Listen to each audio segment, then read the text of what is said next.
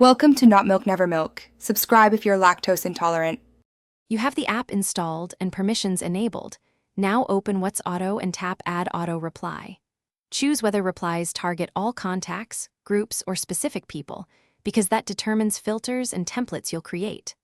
Once done, name the rule clearly so you recognize it later, and set the active time window if you want replies only during certain hours. Make sure the app is allowed to run in background, otherwise automated replies won't send reliably. Next, craft the message and rule logic. Tap New Rule, pick triggers such as any message, keywords, or missed calls, and type a friendly template.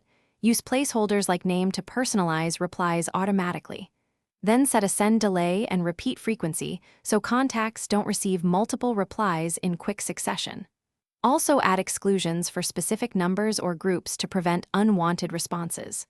Once configured, save and test with a colleague to verify timing and personalization behave as expected. Enable your saved rule and perform a live test by sending a message from a different device. Watch for the reply and verify placeholders filled correctly. If nothing sends, first recheck notification and accessibility permissions, disable battery optimizations for Whatsauto, and ensure Do Not Disturb isn't blocking outgoing actions.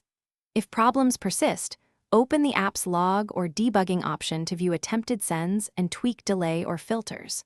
Once tests pass, run the Thanks for watching. If this was helpful, leave a like and consider subscribing. See you next time.